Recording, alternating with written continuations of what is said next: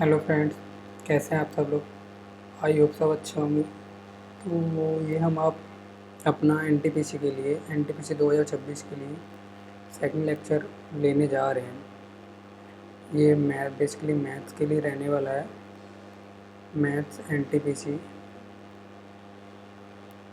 2026 जो कि अभी जून में एग्ज़ाम होने वाला है। ठीक है, उसके लिए रहने वाले इसमें 30 क्वेश्चन रहने वाले हैं मैथ के, जो कि PYQ क्वेश्चन रहने वाले हैं 30 क्वेश्चन। ठीक है, तो जिस भी भाई के अगर मॉक्स में नंबर नहीं बढ़ रहे हैं बेसिकली, तो वो इसको देख सकता है। इससे डेफिनेटली आपके मॉक में नंबर बढ़ेंगे। और जो भी क्वेरीज या कुछ भी हो वो आप कमेंट बॉक्स में कर सकते हैं। तो आपको वीडियो कैसी लगी ये भी आप बताना। तो ठीक है, हम देखते हैं अपने 30 क्वेश्चन जो कि एक्चुअली में PYQ क्वेश्चन ही हैं वो। तो उन्हीं को सॉल्व करते हैं जो मॉक में एक्चुअल आ रहे हैं और जो फाइनल एग्ज़ाम में आने वाले हैं। ये 2025 के क्वेश्चन है। ठीक है, तो चलिए देखते हैं अपना नेक्स्ट क्वेश्चन। नेक्स्ट क्वेश्चन है हमारा ये। पहला क्वेश्चन है हमारा, किसी संख्या में से जब 7 घटाया जाता है तो 3720 प्राप्त होता है, तो वह संख्या क्या होगी। हमें बताना है वह संख्या जो है क्या होगी एक्चुअली। तो 7% अगर घटा दें हम, एक्चुअल नंबर कितना होता है हमारा। ओरिजिनल नंबर क्या होता है 100%। ठीक है, ओरिजिनल नंबर हमारा 100% होता है। उसमें से अगर हमने 7% घटाया है, ठीक है, तो हमारा कितना बचेगा 93%। तो हमारा कितना बचेगा 93%। तो 93 की वैल्यू जो हमें दे रखी है वो दे रखी है 93% की वैल्यू दे रखी है हमें 3720। ठीक है, 3720 हमें दे रखी है 93% की वैल्यू। तो हमें एक्चुअली में उस नंबर को निकालना है। तो देखिए ईजिली हो जाएगा। करना क्या है, 93 से अगर इसको हम काट करते हैं तो ये कितनी बार आ रहा है, ये 4 टाइम्स आ रहा है। ठीक है, तो कितना आ गया 1% की जो वैल्यू निकल के आई एक्चुअली में, वो कितनी निकल के आ गई हमारी,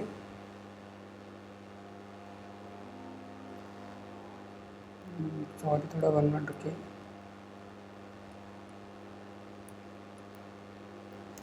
तो चलिए देखते हैं हमारी 1% की वैल्यू कितनी निकल के आ रही है हमारी। 1% बराबर हो गया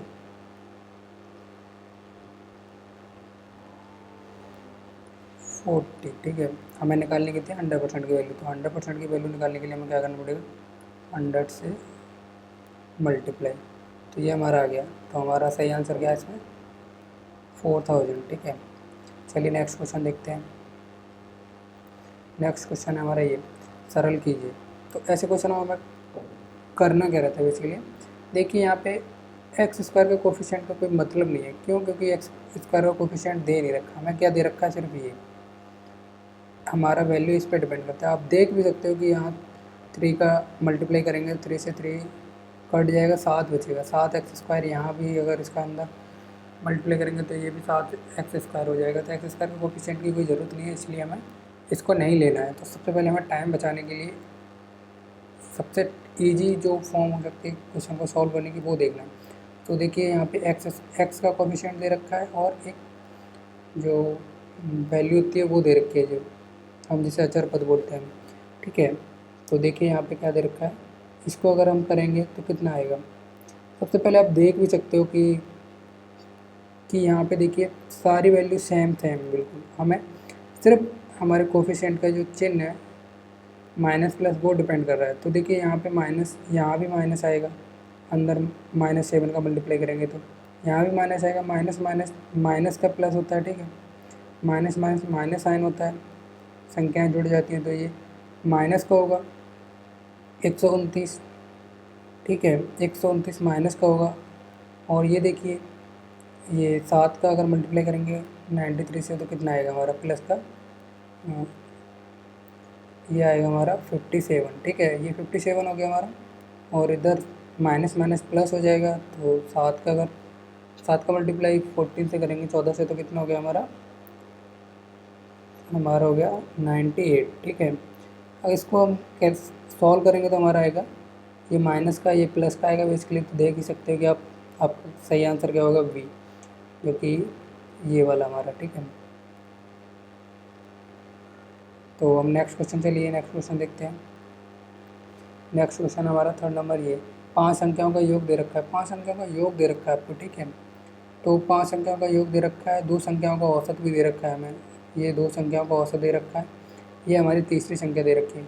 अगर 2 संख्याओं का औसत को 2 संख्याओं का योग निकाल लें तो 2 संख्याओं का योग निकालने के लिए योग निकाल के तीसरी संख्या को जोड़ के हम क्या कर सकते हैं, उसको हमारी दो जो बाकी की 2 संख्याएं हैं, शेष 2 संख्याएं हैं, उनका हमें योग निकल आएगा और 2 से मल्टीप्लाई 2 से डिवाइड करके उनका औसत निकाल सकते हैं, एवरेज निकाल सकते हैं। तो चलिए देखते हैं ये कितना दे रखा है, 655 माइनस 2 संख्याओं का योग, एवरेज दे रखा है 2 संख्याओं का, 2 से मल्टीप्लाई कर देंगे तो हमारा टोटल जो होता है योग निकल आएगा, ठीक है। प्लस कर देंगे इसी में हम तीसरी संख्या, ठीक है। तो इसको हम निकालेंगे तो हमारा देखिए ये कितना आ गया, 160 प्लस 102, ठीक है। इसको जोड़ेंगे तो कितना आएगा हमारा, तो इसको हम जोड़ेंगे तो बेसिकली हमारा कितना आएगा,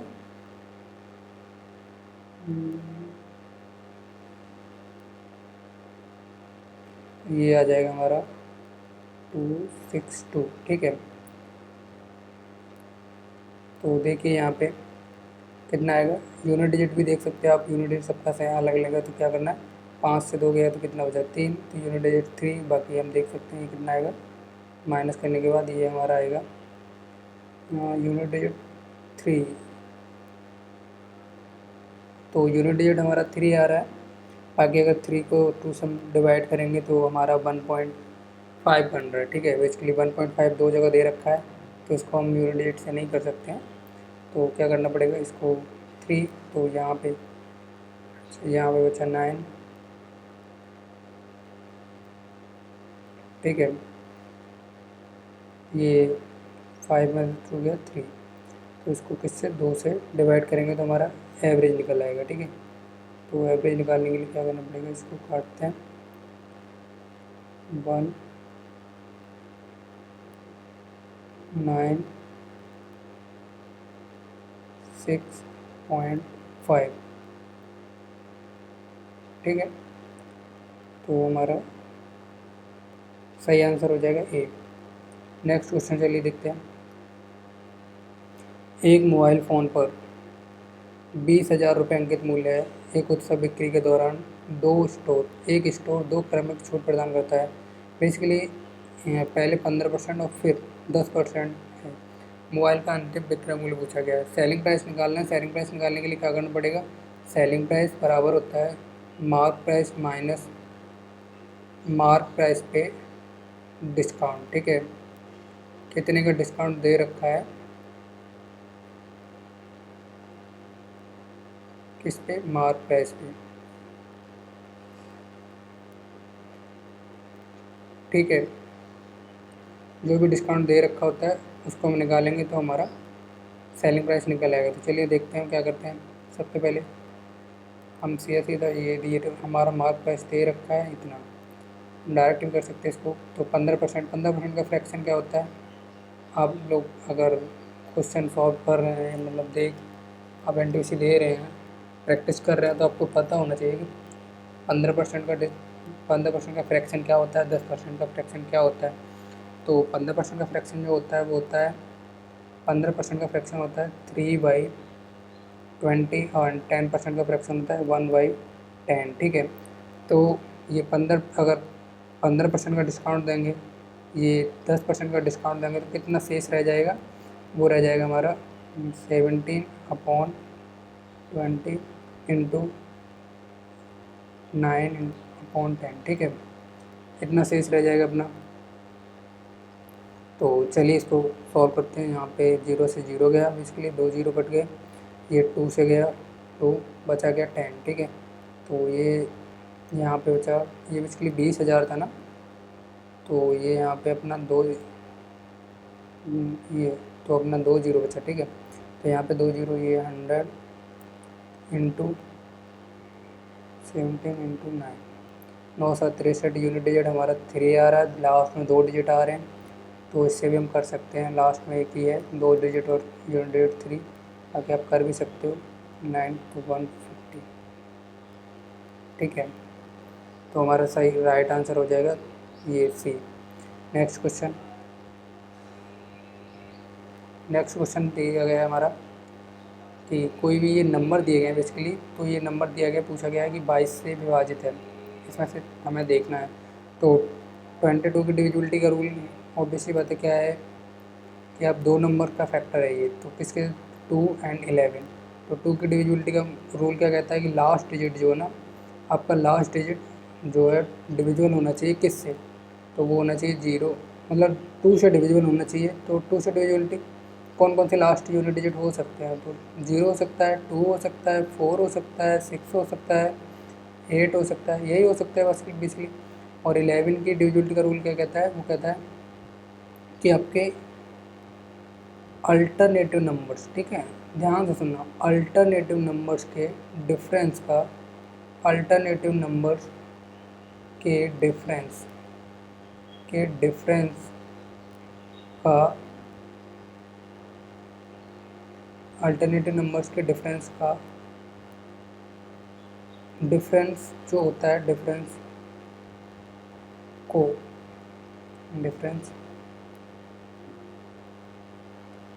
जो डिफरेंस है ना, वो आपका 11 से बेसिकली अल्टरनेटिव नंबर के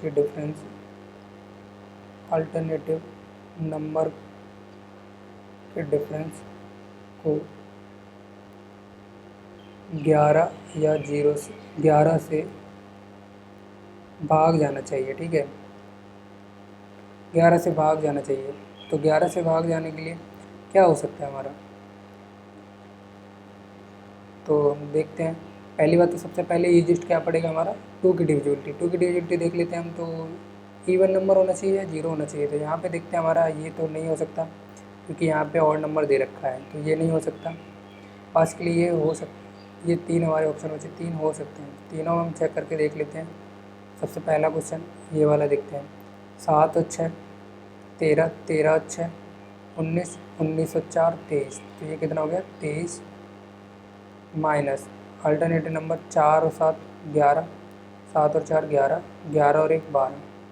तो माइनस कितना करना है 12, 12 माइनस करेंगे तो ये कितना बचेगा 11, यानी 11 से डिविजिबल होता है। इसका मतलब है हमारा राइट आंसर है ये, हमें चेक करने की ज़रूरत ही नहीं पड़ी। ठीक है, तो आगे बढ़ते हैं, नेक्स्ट क्वेश्चन देखते हैं। नेक्स्ट क्वेश्चन हमारा 6 ये है। इसमें दे रखा है मनीषा ने 940 में एक खिलौना खरीदा, उसे 10 रुपये की लागत से सजाया और खिलौने को इतने में बेच दिया। हानि या लाभ प्रतिशत ज्ञात कीजिए। ठीक है, तो इसको हम देख सकते हैं। करना क्या है हमें, एक खिलौना था, इसने इतने में ख़रीदा था, कितने में 940 में। ठीक है, 940 में ख़रीदा, उसने 10 रुपये और लगा दी उस पर। तो एक्चुअल कॉस्ट क्या पड़ी, एक्चुअल कॉस्ट पड़ी वो 950। ठीक है, इतने में उसने इतने में उसका एक्चुअल कॉस्ट पड़ी है खिलौने की। उसने बेचा कितने में है, वो बेचा है 659 रुपये में। तो उसको कितने का लॉस हो रहा है, बेसिकली हो तो रहा है लॉस। ठीक है, तो ये हमारा प्रॉफिट तो होगा नहीं, ये भी नहीं होगा, ये भी नहीं होगा। अब इनमें से 2 में से देखना हमारा कौन सा हो सकता है, तो हमें देखना पड़ेगा। तो इसको चलिए देखते हैं कितना आ रहा है। तो ये हमारा 300 में से 9 गया, 200 9 1 1 बचा,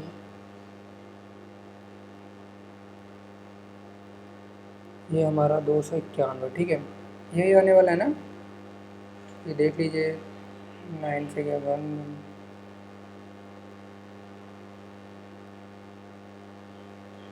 ठीक है, ये हमारा इतने का हमें लॉस हो रहा है। कितने पे, ये भी तो है ना, कितने पे हो रहा है 950 पे, 950 100 का मल्टीप्लाई करेंगे, 0 से 0, 0 से 0 काट सकते हैं इसके लिए। 0 से 0, ये 2 से कटा 5 बार, ये 19 से कटा 5 बार। ठीक है, इसका 2 में मल्टीप्लाई करेंगे तो ये क्या आएगा, ये आएगा 2, देख लीजिए करके क्या आ रहा है, ये आ रहा है बेसिकली 2 8 5/90। सही आंसर हमारा क्या हो जाएगा, ये क्या है, लॉस है बेसिकली, लॉस। ठीक है, तो कितने का लॉस है हमें, 582/9। सही आंसर है हमारा ये वाला। ठीक है, नेक्स्ट क्वेश्चन देखते हैं। ऐसे आपको ये देखना है सबसे पहले कि हम कर कैसे सकते हैं ये जी क्वेश्चन। ठीक है, जल्दी से जल्दी। तो नेक्स्ट क्वेश्चन देखिए क्या दे रखा है, राम की आयु का 2 गुना, यानी लिखते जाते हैं हम पहले, सबसे पहले राम की आयु का 2 गुना। ठीक है, किसके बराबर है, रम्या, रम्या की आयु के 6 गुने, रम्या की आयु के 6 गुने से 14 वर्ष अधिक है, ये 14 वर्ष से अधिक है, तो इसको भी हम 14 वर्ष अधिक कर लेते हैं, तो बेसिकली इक्वल हो जाएंगे। तो ठीक है, ये हो गया। आगे देखते हैं, आगे क्या क्या रखा है, आगे क्या रखा है, और रम्या की आयु का 4 गुना, यानी रम्या की आयु का 4 गुना राम की आयु से 4 वर्ष कम है, ये 4 वर्ष कम है, तो इसको भी 4 वर्ष कम कर देते हैं तो बराबर हो जाएंगे। ठीक है, तो ये भी 4 वर्ष कम है, तो हमें निकालना है राम और रम्या के बीच का डिफरेंस। ठीक है, अंतर पूछा गया है बीच का, तो अंतर निकालने के लिए क्या करें हम, अंतर पूछा गया। ठीक है, तो इसको कैलकुलेट करते हैं सबसे पहले, यहाँ पे 2 राम की वैल्यू निकाल लेते हैं, तो यहाँ से निकल आएगा, तो 4 रम्या, ये इधर आके प्लस का +4 बराबर 8। तो ठीक है, ये हो गया। अब इसमें हम 2 का मल्टीप्लाई कर देते हैं इधर, और 2 का मल्टीप्लाई कर देते हैं इधर। ठीक है, 2 2, तो ये कितना आ गया, 8 + 8 बराबर 2। तो ये 2r के बराबर ये दे रखा है, तो 2r के बराबर उसको रख देंगे, रम्या, ये 6 रम्या, ठीक है, +14। तो यहाँ से इधर आ जाएगा, तो ये कितना बचा, 2 रम्या = 14, उधर जाएगा तो ये कितना बचा, 6 माइनस होके 6, तो ये कट के आ गया 3। ठीक है, तो ये रम्या बराबर आ गया 3। ठीक है, अब हमें इसको कहीं भी रख के हम राम की वैल्यू निकाल सकते हैं, तो हम यहाँ रख सकते हैं। ठीक है, यहाँ पे रख सकते हैं। ठीक है, तो यहाँ रखेंगे तो क्या आएगा हमारा, तो देख सकते हैं 4 × 3, ये हमारा +4 इधर आ जाएगा, प्लस का हो जाएगा बराबर 4 × 12 और 4 16, ये कितना हो गया, 16। ठीक है, ये 16। तो अब हमें क्या करना है, इनके बीच का डिफरेंस निकालना है। ठीक है, तो इनके बीच का डिफरेंस जो निकल के आ रहा है हमारा, वो आ रहा है 30। तो एक्चुअली हमारा फाइनल आंसर ये हो गया। ठीक है, हमारा आंसर जो होगा वो ये वाला होगा। ठीक है, तो चलिए सी, नेक्स्ट क्वेश्चन। नेक्स्ट क्वेश्चन देखिए क्या दे रखा है, ये यदि 4 और 22 का तृतीय अनुपाती x है, तो x की वैल्यू पूछी है। तो बेसिकली करना क्या होता है इसमें, आप डायरेक्टली भी निकाल सकते हो, बाकी जिन बच्चों को नहीं पता है उनको बता दूँ।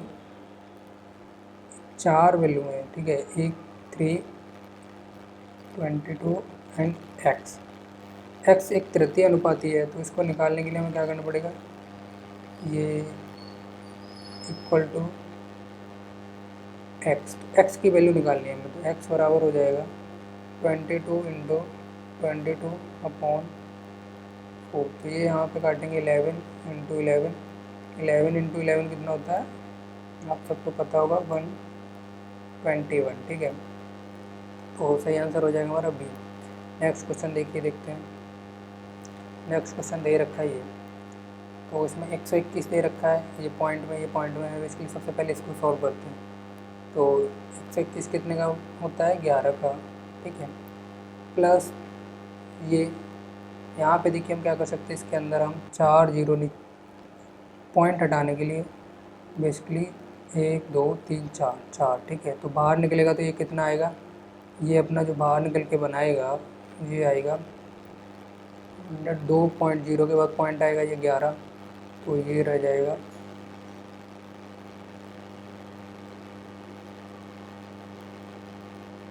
0.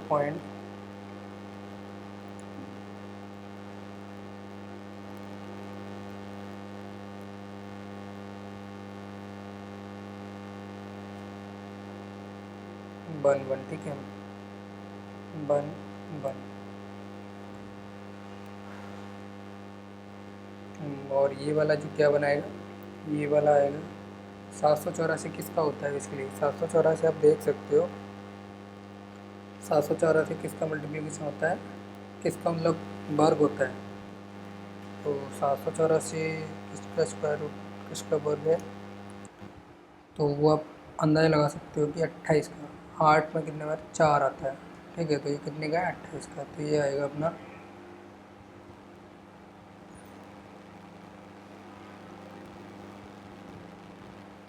ये अपना हो गया 2.8,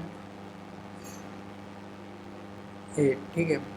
ये किसका है माइनस का, तो यहाँ पे 0.11 माइनस 2.8, तो 11 में से 9 गया, 2 गया, कितना बचा 9, एक और जाएगा 3 बेसिकली घटा सकते हैं, तो कितना गया 8,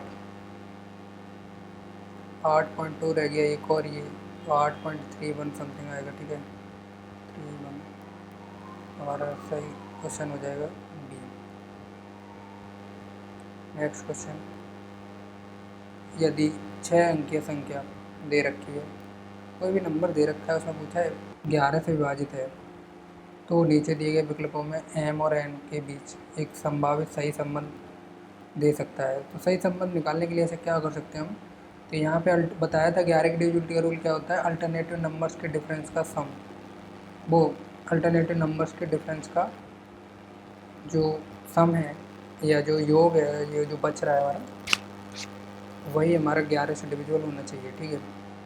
तो नंबर 11 से डिविजिबल है, तो देखते हैं n +1 +2, तो ये n+3 हो गया माइनस 0m2, तो ये कितना हो गया -m-2, ठीक है। तो यहाँ पे जो निकल के आ गया n+1 -m बराबर 0 के या 11 के बराबर होना चाहिए। तो यहाँ पे इतनी बड़ी वैल्यू है नहीं, तो 11 रखें, इसको 0 के बराबर रखते हैं, ठीक है। तो 11 के बराबर रखेंगे तो ये आएगा -n बराबर 1, ठीक है। यहाँ से देख सकते हो आप, तो हमारा सही आंसर हो जाएगा ये फर्स्ट, ठीक है। नेक्स्ट क्वेश्चन,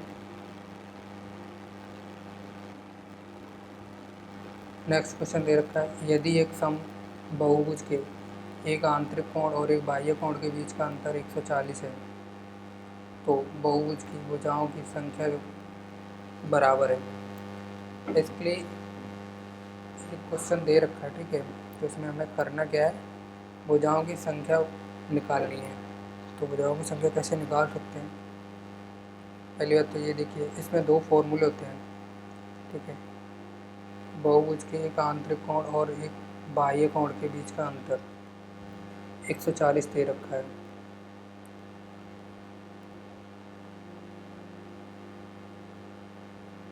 तो नंबर्स को n मान लेते हैं हम, ठीक है। अभी जो हमारे पास भुजा दे नहीं रखी, तो भुजा कितनी है n मान लेते हैं। तो डिफरेंस दे रखा है, तो एक आंतरिक कोण का योग क्या होता है,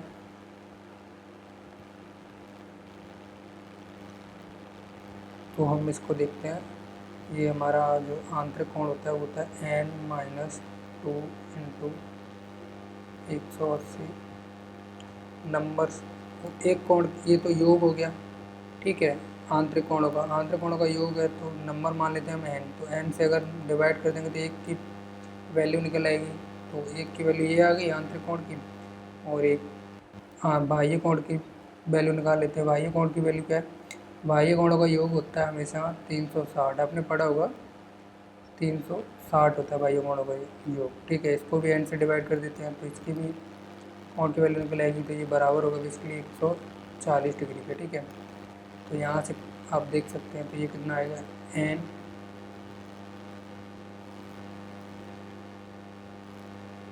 सबसे पहले क्या कर सकते हैं एन, ये हमारा 180 एन माइनस 18×36 ये 360 माइनस 360। ठीक है, बराबर है 140 की। तो 140 उधर चला जाएगा, ये एन उधर चला जाएगा तो किधर क्या आएगा 180 n minus 140 n equal to, इधर चला गया तो ये कितना हो गया माइनस माइनस प्लस हो जाएगा कितना 720। ठीक है, तो यहाँ पे देखिए कितना बचा 40 एन, यहाँ से आप निकालेंगे तो एन की वैल्यू क्या निकल के आएगी हमारी 18 18। ठीक है, तो हमारी यही हमें पूछा गया है बेसिकली कि नंबर ऑफ एन क्या है, तो ये हमारा 4 कितना आ गया, ये हमारा 80। ठीक है, राइट आंसर हो जाएगा सी। नेक्स्ट क्वेश्चन चलिए देखते हैं। नेक्स्ट क्वेश्चन हमारा पूछा गया 1200 पर 4% प्रतिमाह ब्याज की दर से एक माह के लिए साधारण ब्याज, इसलिए एक महीने की साधारण ब्याज पूछी गई है 4% से। तो प्रतिमाह 4% है तो 4% दिए रखिए, तो प्रतिमाह 4% ही निकाल देते हैं अपन भी। देखते हैं 4% की वैल्यू कितनी होगी, एक माह के लिए पूछा गया। ये देखिए एक माह की साधारण ब्याज, तो 0 से 0 उड़ा दीजिए, ख़त्म कीजिए, और बचा 12×4 = 48, कितना हो गया 48। राइट आंसर हमारा 48। नेक्स्ट क्वेश्चन ये दे रखा है 6.5 सेंटीमीटर त्रिज्या वाले एक गोले का पृष्ठीय क्षेत्रफल याद कीजिए। पृष्ठीय क्षेत्रफल निकालना है। पृष्ठीय क्षेत्रफल का फॉर्मूला तो आपको पता होगा क्या होता है, गोले के पृष्ठीय क्षेत्रफल का फॉर्मूला होता है हमारा, वो होता है 4x मान ले या फिर आई मान सकते हैं, 4πr²। ठीक है, 4, इसको हटाइए थोड़ा, 4πr²। ठीक है, ये हमारा फॉर्मूला होता है पृष्ठीय क्षेत्रफल का। तो चलिए देखते हैं, पाई को मानना है 22/7, 4 इंटू 22/7 इंटू आर की वैल्यू दे रखी है तो कितना ये निकाल सकते हैं हम इसको, ये 65/10 इंटू 65/10।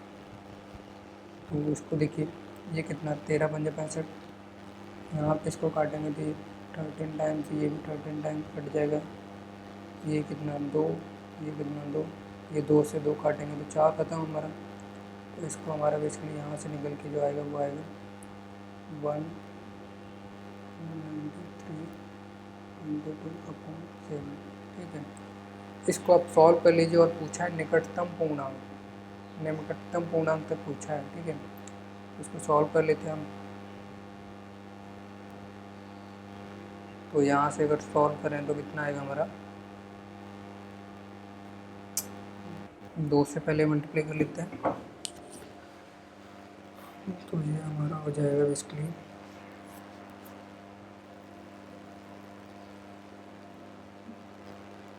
2 से करते हैं तो यहाँ पे 11 से सबसे पहले 11×99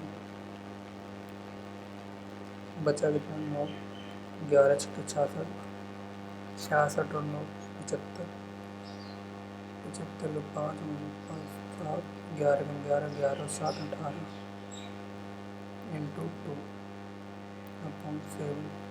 तो इसको हम सॉल्व कर लेते हैं, तो ये हमारा कितनी वैल्यू आएगी 9×18 11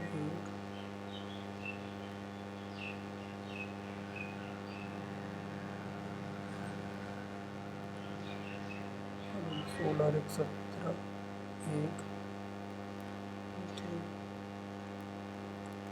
ये 7×35 काटेंगे तो यहाँ से कितनी बार जाएगा 7×35, 2 21, 7 21, 7 21, बचा कितना 7 एकम 7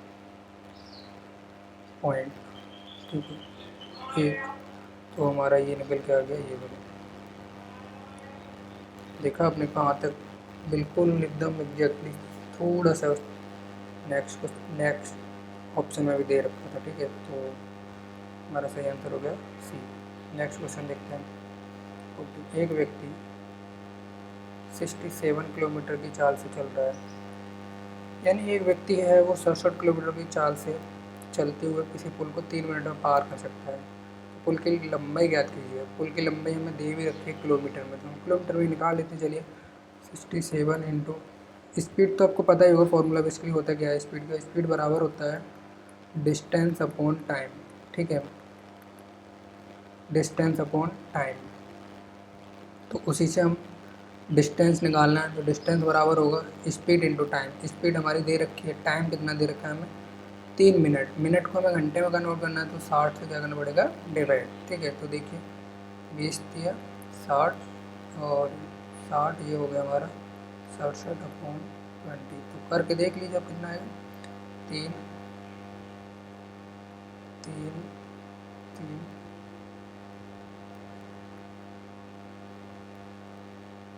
6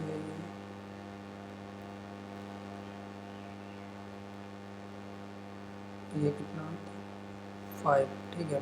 तो हमारा ये हो गया 3.35। तो हमारा सही आंसर है बी। Next question. दो संख्याओं का महत्तम समावर्तक और लघुत्तम समावर्तक दे रखा है। महत्तम समावर्तक और लघुत्तम समावर्तक मतलब HCF LCM। तो ये फॉर्मूला जो होता है वो होता है HCF इंटू LCM बराबर होता है first number and second number के, ठीक है। फर्स्ट नंबर सेकंड नंबर के बराबर होता है। तो हमारा फर्स्ट नंबर दे रखा है, सेकंड नंबर निकालना है। तो करना क्या है HCF कितना है 11 इंटू 792 बराबर है फर्स्ट नंबर दे रखा है। फर्स्ट नंबर इधर आ जाएगा, डिवाइड में तो कितना हो जाएगा 80, ठीक है। यहाँ से काटेंगे 8 टाइम्स, ये काटा 8 में 72 और 8 में 72, ठीक है। तो हमारा जो यहाँ से सेकंड नंबर जो निकल के आया बेसिकली वो क्या आ गया 99, ठीक है। तो हमारा सही आंसर हो जाएगा फर्स्ट। Next question. बेसिकली एक कंपनी है, उसमें 3 तरीके की छूट दे रखी है। तो पूछ रहा है उस योजना में कंपनी के लिए कौन सी योजना सबसे अच्छी होगी। तो कंपनी के लिए सबसे अच्छी योजना कौन सी हो सकती है जिसमें उसको कम से कम छूट देनी पड़े, जो लोगों को अट्रैक्टिव भी लगे और कम से कम छूट देनी पड़े। तो सबसे मैक्सिमम प्रॉफिट कंपनी को कब होगा जब कम छूट देनी पड़े। तो कम छूट किस में है, यहाँ पे देखिए आप, ये आपकी हो जाएगी -25 -10 माइनस माइनस प्लस, ये कितना हो गया 2.5। तो यहाँ पे आपकी निकल के कितनी आएगी 23 पॉइंट समथिंग निकल के आएगा, ठीक है। 25 और 3 ये 25 10 35 और आपका वही ये 32.5 निकल के आएगा, ठीक है। इतनी परसेंट की छूट देनी पड़ेगी यहाँ पे। यहाँ पे देखिए उसको कितना देना पड़ेगा 35 यानी 4.3, ठीक है। यहाँ पे कितना देना पड़ेगा आपको उसको 1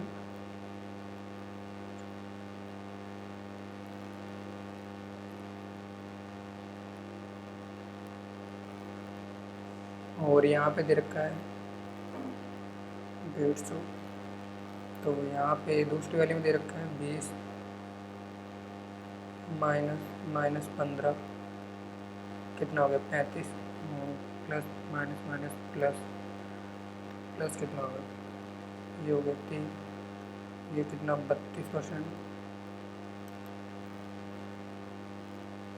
तीसरी वाली क्या दे रखी है 30 -5 माइनस माइनस प्लस 1.5, इसमें कितना दे रखा है इसको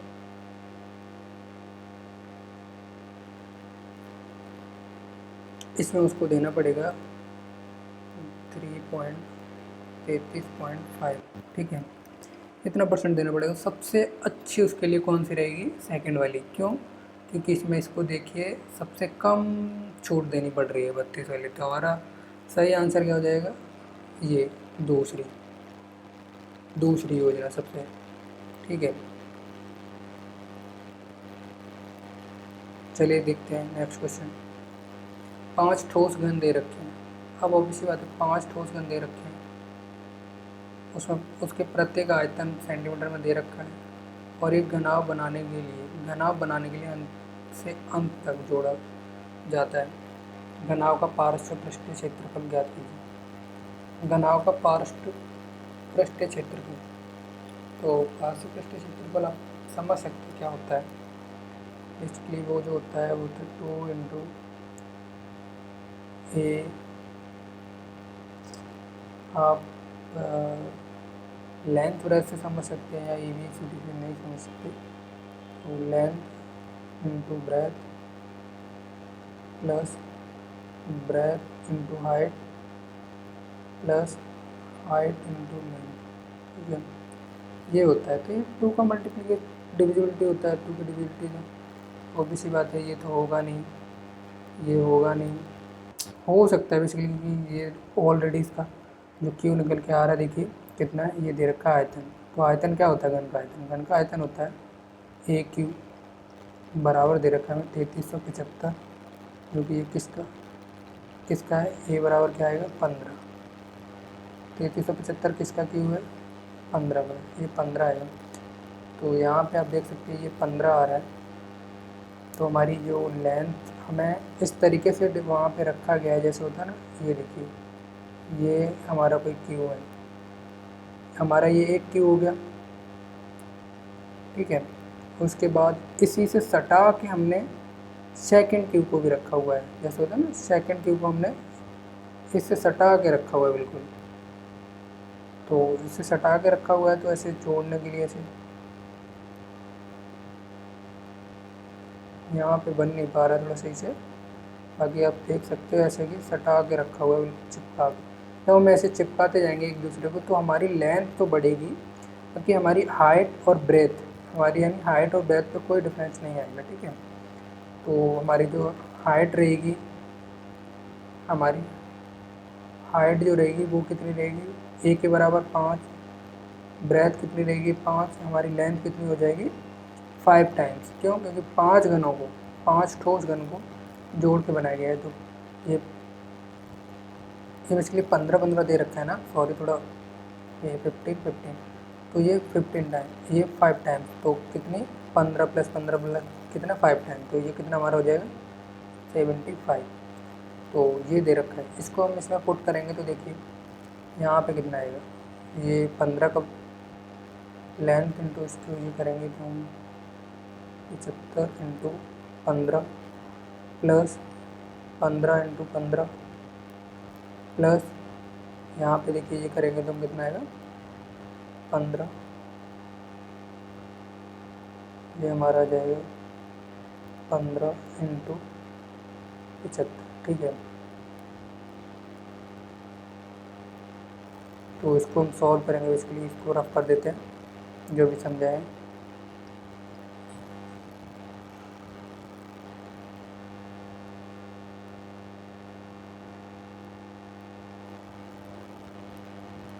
तो इसको सॉल्व करेंगे तो देखिए यहाँ से हमारा यूनिट डिजिट 5 आ रहा है, यहाँ से 5 आ रहा है, यहाँ से भी हमारा यूनिट डिजिट 5 आ रहा है।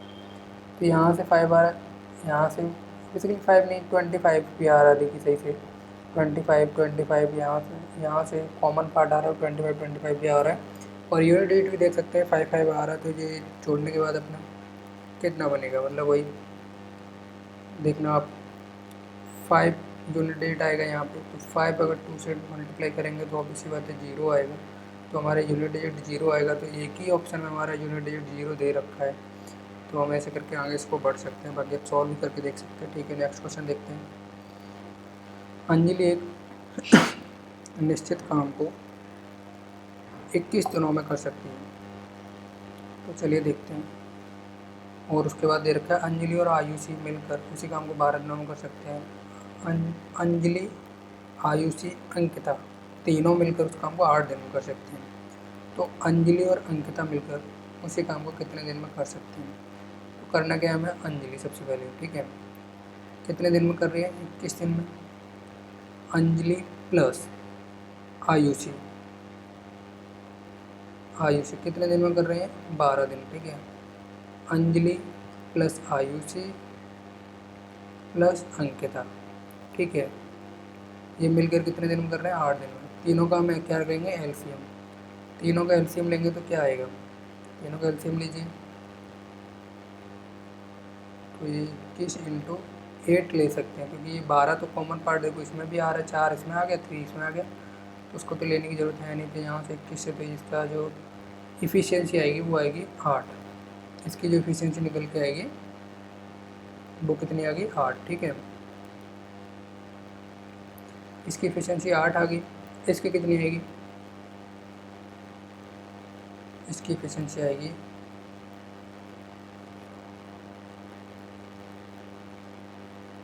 ये 14, ठीक है। इसकी एफिशिएंसी कितनी आएगी? 21। अब देखिए यहाँ से हम 8 आ रहा है, तो इसकी जो हमारी अंजलि दे रखी है, अंजलि की यहाँ से एफिशिएंसी, अगर दोनों की एफिशिएंसी 14 दे रखी है तो उसमें से अंजलि की एफिशिएंसी निकाल दें तो आयुषी की जो एफिशिएंसी आएगी वो कितनी निकल के आ जाएगी? 6, ठीक है। बाकी यहाँ से अगर हमें पूछा क्या गया?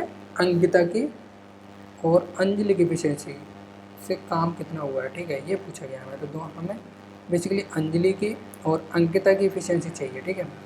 तो अंकिता की एफिशिएंसी निकाल लेते हैं, कितनी आएगी? यहाँ से हम दोनों की एफिशिएंसी घटा देते हैं, अंजलि और आयुषी की, तो हमारी अंकिता की एफिशिएंसी निकल आएगी, ठीक है। 21 माइनस 40 तो कितना आएगा? ये आएगा 7, ठीक है। तो जो अंकिता है उसकी एफिशिएंसी निकल आई 7 और अंजलि की दे रखी है पहले से 8, तो 8 7 15 हो गया। तो हमारा टोटल वर्क कितना दे रखा है हमें? टोटल वर्क हमारा ये दे रखा है, ठीक है। तो 21 इंटू 8, एफिशिएंसी, टोटल एफिशिएंसी कितनी हो गई? 8 और 7 15, तो 15, ये काटेंगे अब 7, ये काटेंगे 5, 8 7 56, तो हमारा ये जो आएगा निकल के वो आएगा 56/5, ठीक है, 56/5। तो हमारा सही आंसर क्या हो गया? ये डी। नेक्स्ट क्वेश्चन देखिए। नेक्स्ट क्वेश्चन दे रखा है, बेसिकली इसका फॉर्मूला होता है एक, तो इसका फॉर्मूला जो होता है वो क्या होता है? इसके बराबर होता है माइनस, इसके बराबर होता है प्लस का, बेसिकली निकल के आता है, तो ये इसके बराबर क्या होता है? Cosec x plus cot x, यानी कॉट ए, ठीक है।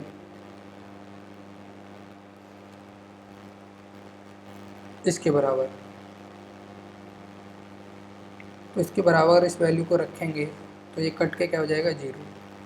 तो ये कट के 0 हो जाएगा, कोसेक से कोसेक कट गया, माइनस कॉट से प्लस कॉट कट गया, तो हमारा जो निकल गया इसके एक न्यून बाउंड है ए। तो यहाँ पे जो ये फॉर्मूला अप्लाई होता है ये एनी वैल्यू ऑफ ए के लिए होता है, ठीक है। तो यहाँ पे हमारा कट के क्या आ गया? 0, तो एम की वैल्यू जो निकल के आएगी 0, हमारा सही आंसर हो जाएगा बी। नेक्स्ट क्वेश्चन देखिए।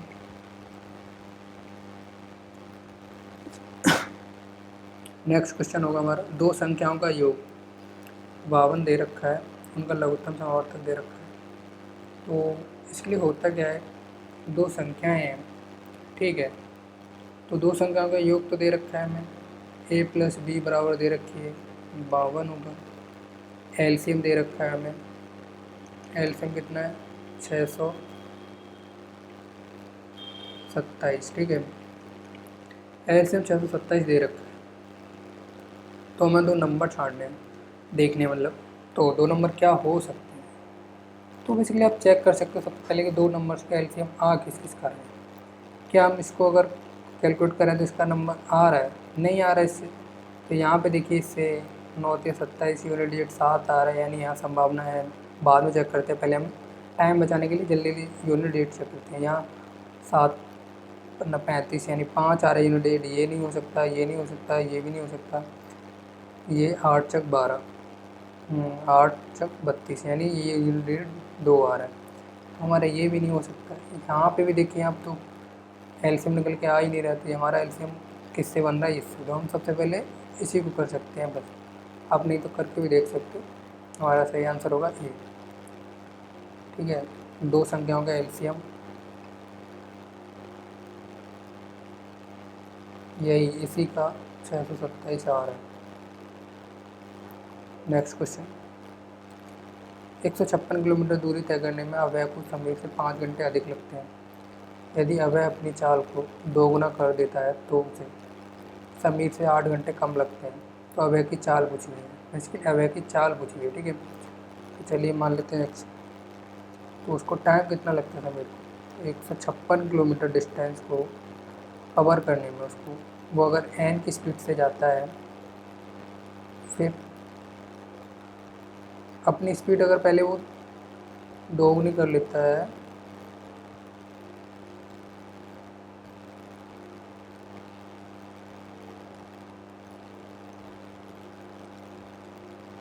ठीक है, तो 156 टू एन बराबर, ये कितना डिफरेंस आ रहा है टाइम का। पहले 5 घंटे अधिक लगते थे, ठीक है, अब उसको 8 घंटे कम लग रहे हैं। तो यानी टोटल टाइम कितना, 13 घंटे। ठीक है, तो हम चलिए देखते हैं। तो 2n बराबर जो हो जाएगा हमारा, ये n दे रखा है तो 2 से मल्टीप्लाई करेंगे, 2 इंटू 156 माइनस 156 बराबर 2। तो यहाँ पे कितना आएगा आपका, 156 बराबर 2n 13। ये बेसिकली 13 से काटेंगे तो 13 एक बार, 13 कम 13, 13 दूनी 26, ये काटेंगे 6 टाइम। तो n बराबर जो हमारा निकल के आएगा वो 6 किलोमीटर। ठीक है, 6 किलोमीटर। तो हमारा सही आंसर हो जाएगा सी। नेक्स्ट क्वेश्चन, नेक्स्ट क्वेश्चन दे रखा है, इसमें सरल करना है, कुछ नहीं करना है बस। तो आप देख सकते हो इसको, अगर ये हमारा -9 दे रखा है, ये माइनस माइनस माइनस का 16/10 से डिवाइड करेंगे, माइनस प्लस ये माइनस माइनस का निकल के आएगा बेसिकली, तो कितना हो गया 12, 6 दूनी 12, यानी माइनस का कितना हो गया 12। ठीक है, तो यहाँ पे माइनस माइनस माइनस निकल के आएगा -12। यहाँ से करेंगे तो ये माइनस माइनस प्लस हो जाएगा, ये कितना -6, ये माइनस का 9 पहले दे रखा है, तो इसको सबको जोड़ लेंगे तो कितना आएगा 18, 27। तो हमारा कितना हो गया, सही आंसर हो गया ए। नेक्स्ट क्वेश्चन, दो धनात्मक संख्याओं का गुणनफल दे रखा है। ठीक है, पहली संख्या दूसरी संख्या की 5 गुनी है, दोनों संख्याओं का योग पूछा गया है। बेसिकली दे क्या रखा है, पहली संख्या को हम, पहली संख्या दूसरी संख्या से 5 गुनी है, यानी दूसरी संख्या x है तो पहली संख्या क्या है 5x। ठीक है, तो दोनों का जो मल्टीप्लिकेशन है वो दे रखा है हमें, ये वाला। ठीक है, तो इसको देखिए कितना आएगा, ये 5x² बराबर 120। तो इसको हम कट करके देख लेते हैं, 5 दूनी 10,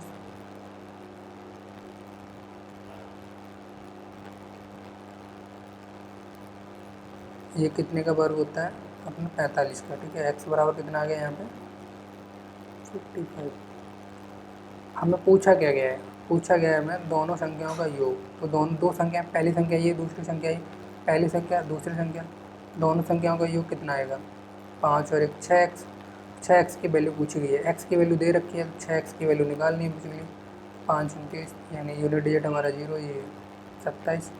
ठीक है, सही आंसर हो जाएगा हमारा डी। नेक्स्ट क्वेश्चन देखिए,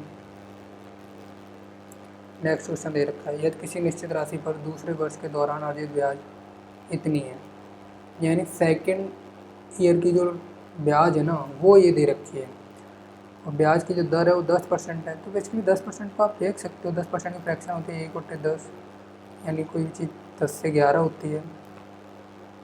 आप ऐसे देख सकते हो, नहीं तो 10 से 11, आप ऐसे देख सकते हो 2 साल की ब्याज, सेकेंड ईयर की ब्याज क्या होगी। सेकेंड ईयर की बेसिकली आप इससे ना देख के आप उससे भी कर सकते हो, जो आर फैक्टर रूल होता है। ठीक है,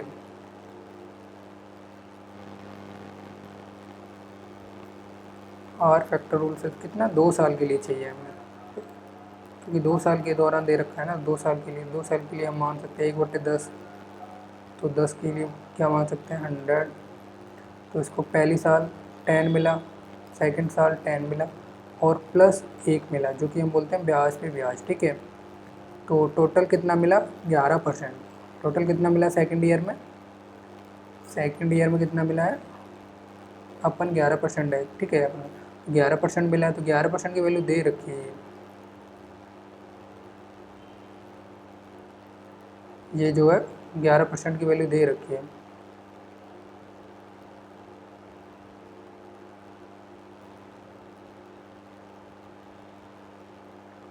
तो चलिए कट करते हैं, 11% की वैल्यू दे रखी है।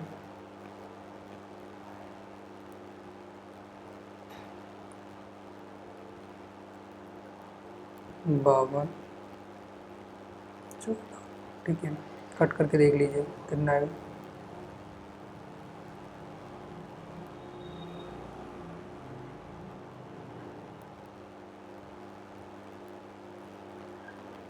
ये 1% की वैल्यू आ गई, हमें पूछा 100% की वैल्यू। तो 100% की वैल्यू निकालने के लिए क्या करना पड़ेगा हमें, 100 से मल्टीप्लाई, ठीक है। तो 100 से मल्टीप्लाई करने के लिए हमें 454, तो हमारा सही आंसर हो जाएगा ये, ठीक है, डी। नेक्स्ट क्वेश्चन, एक व्यापारी 3% के लाभ पर दालें बेचने का दावा करता है, बेईमानी, लेकिन बेईमानी से एक ऐसे वजन का उपयोग करता है जो उसे उल्लिखित वजन से 15% कम है। व्यापारी द्वारा अर्जित लाभ, कुल लाभ प्रतिशत ज्ञात कीजिए, निकटतम पूर्णांक तक ज्ञात करना है, ठीक है। तो बेसिकली ध्येय क्या रखा है, तो जो लाला जी हैं क्या करते हैं, 3% लाभ पर बेचने का वादा करते हैं, यानी 100 से 3% यानी 103, और वजन कितना कम दे रहे हैं, तो वजन अपना 15% कम कर रहे हैं, ठीक है, 15%। तो तौल कितना रहे हैं वो 85%, बता कितना रहे हैं 100, जो कि एक्चुअल 15% का प्रॉफिट उस पर ले रहे हैं, ठीक है।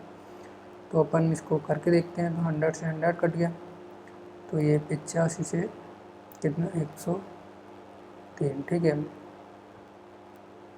103। तो ये कितना ज़्यादा हो रहा है, कितना प्रॉफिट हो रहा है, देखिए 85 और 3 यानी 15 और 3 18, किस पे 85 पे,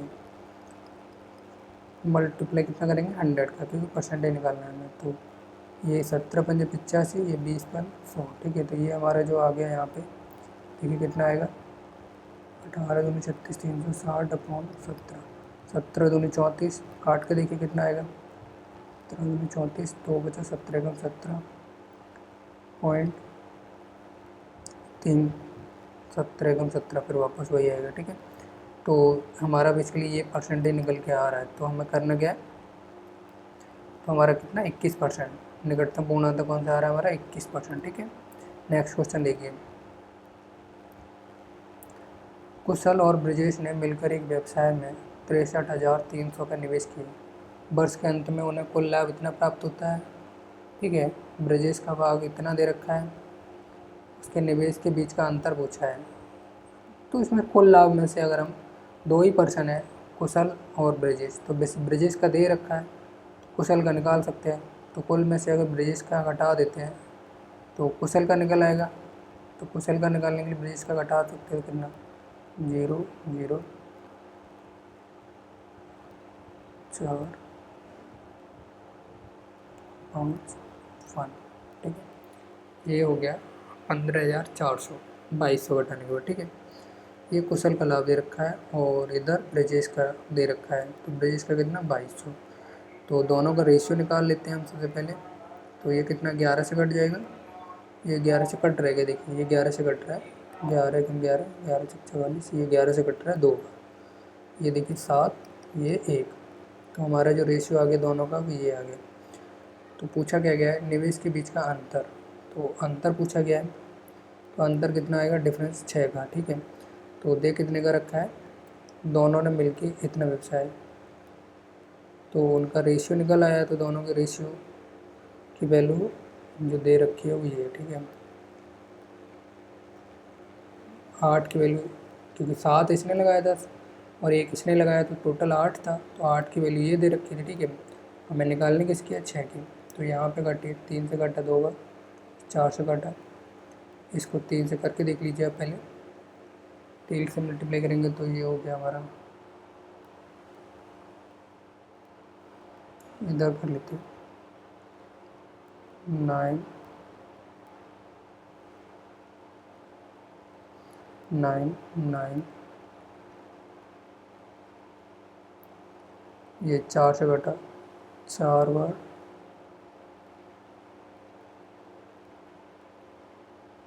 ये 7 बार, 4 7 5, ठीक है। तो हमारा सही आंसर हो गया ये वाला। तो सही आंसर क्या है हमारा, सी। नेक्स्ट क्वेश्चन देखते हैं। पाइप ए एक टैंक को 13 घंटे में भर सकता है, बी उसी टैंक को 29 घंटे में भर सकता है, सी उसी टैंक को 10 घंटे में भर सकता है। तीनों मिलकर उसी टैंक को कितने घंटे में भर सकते हैं। तो देखिए क्या आएगा, ए ने 13 घंटे में भरा है, बी ने उसी काम को 29 घंटे में किया है, सी उसी काम को 10 घंटे में कर रहा है। तो इनका जब हम एलसीएम लेंगे तो तीनों का एलसीएम क्या आएगा, बेसिकली सब ऑड नंबर, मतलब ऑड और अभाज्य संख्याएं हैं। तो 13 इंटू 29 इंटू 10, ठीक है। तो ये कितना आ जाएगा, ये 290 आ जाएगा। ये कितना आ जाएगा, 29 यानी 130 आ जाएगा। ये कितना आएगा, तो 13 नंबर 170 यानी 7, 11 13 दूनी 26, 27 37, ये आएगा 377, ठीक है। तो तीनों को जोड़ लेते हैं। तो अपन ने ये टोटल जो वर्क है वो कितना आ गया, 337, ठीक है। ये 3770 टोटल वर्क। इसको जोड़ के देखिए कितना आ रहा है, 7 12 2 19,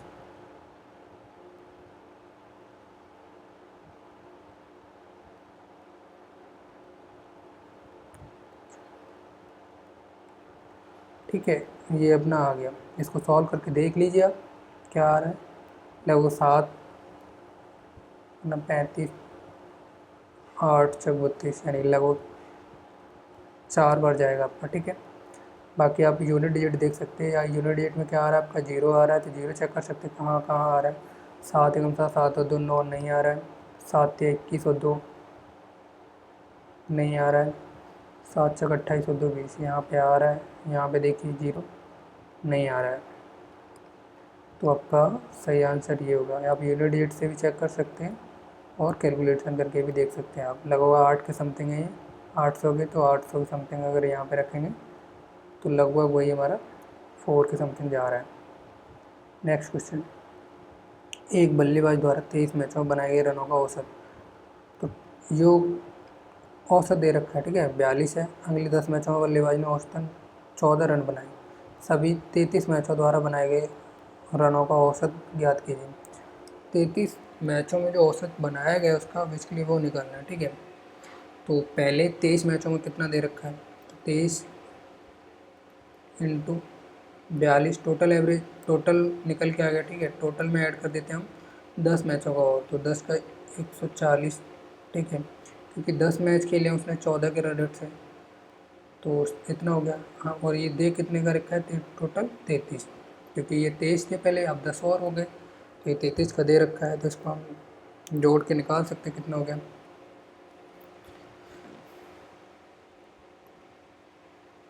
23 दूनी 40, 6 30 52 52 और 4 96 प्लस 140,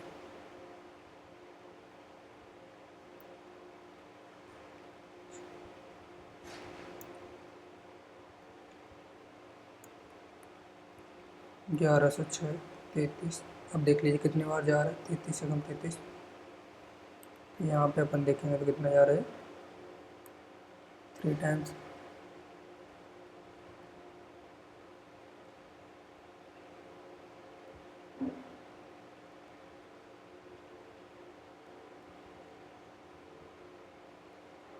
ये 335 पॉइंट समथिंग आ रहा है। ठीक है, नेक्स्ट क्वेश्चन, हमारा सही आंसर तो ये है। ठीक है, नहीं तो आप कैलकुलेट करके भी देख सकते हैं। नेक्स्ट क्वेश्चन, रमन की आय दे रखी है, वह अपनी आय का 26% बचाता है। यदि उसकी आय में 70% की वृद्धि होती है और व्यय में 50% की वृद्धि होती है तो उसकी बचत में कितनी वृद्धि होगी। तो उसकी बचत में कितनी वृद्धि होगी, ठीक है, ये देखना है हमें।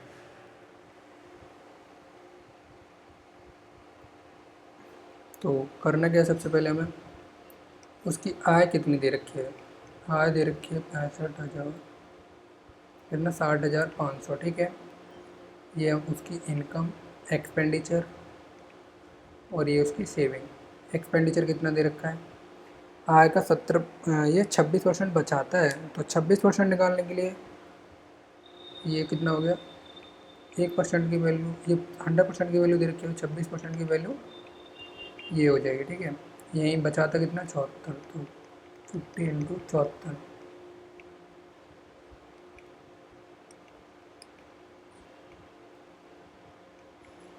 ठीक है, तो अब इसमें जो वृद्धि हो रही है वो कितनी की हो रही है, 70% की। ठीक है, तो ये कितना हो जाएगा, ये 100% की वैल्यू दे रखी थी, 70% की वृद्धि होगी तो 117 हो गई है। इसमें वृद्धि व्यय में कितनी परसेंट की वृद्धि हो रही है, तो 50% की। ठीक है, 50% की वृद्धि, कितना 50% की वृद्धि।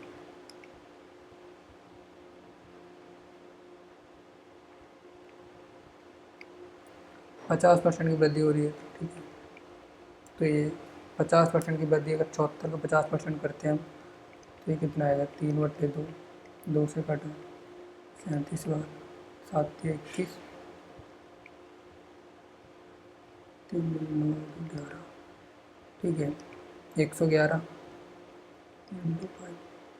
अब ये हमारा देखिए एक्सपेंडिचर, ये हमारी इनकम है, ये हमारा एक्सपेंडिचर है। ठीक है, तो कितने की वृद्धि हो रही है ये देख लीजिए। तो ये यहाँ से हम घटाएंगे तो सेविंग कितनी निकल के आ जाएगी, हमारी सेविंग जो निकल के आएगी वो निकल के आएगी 605 इंटू 17 में से गया तो कितना 6। ठीक है, ये तो हमें देखिए कितने की लॉस हो रहा है, यानी कितने की वृद्धि हो रही है, वो कमी हो रही है बेसिकली। तो कमी इक्वल इक्वल है, तो ये कमी कितने की हो रही है, 20 की। ठीक है, 20 की कमी हो रही है बेसिकली, तो लॉस ही हो रहा है। तो कितने की, यही पूछा है उसने, उसकी बचत में, तो उसकी बचत में कितने परसेंट की कमी हुई है, तो उसकी बचत में जो कमी हुई है वो इंटू 20% की। ठीक है, तो 20% की वैल्यू निकाल लीजिए, कितना होगा,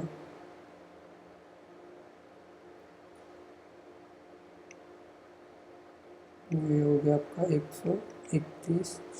ठीक है, इतने परसेंट की इसमें कमी हो रही है बेसिकली,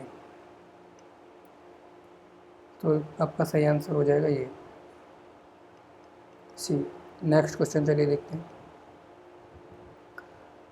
श्री शर्मा, श्री गुप्ता और सुश्री सिन्हा ने एक व्यवसाय में इतने इतने में निवेश किया है। उसने, श्री शर्मा 6 महीने बाद व्यवसाय को छोड़ देते हैं। यदि 8 महीने बाद ये टोटल लाभ है। ठीक है, 8 महीने बाद का जो प्रॉफिट है वो टोटल प्रॉफिट ये है, तो श्री गुप्ता की भाग क्या होगा, यानी गुप्ता जी का भाग क्या, देखते हैं, चलो देखते हैं। ठीक है, शर्मा जी, गुप्ता जी और सुश्री सिन्हा, सुश्री सिन्हा। ठीक है, तो ये 4, बेसिकली हमें रेशियो लेना है। ठीक है, तो रेशियो लेंगे 4 8 6, बाकी कट कर देते हैं, कितना आ गया 2 4 3। ठीक है, अब शर्मा जी ने 6 महीने बाद व्यवसाय छोड़ दिया, तो यानी इन्होंने सिर्फ 6 महीने के लिए ही लगाया, बाकी इन्होंने 8 महीने और 8 महीने। तो यहाँ भी देखिए हम रेशियो को कट कर सकते हैं, यहाँ पे कट करके कितना देते,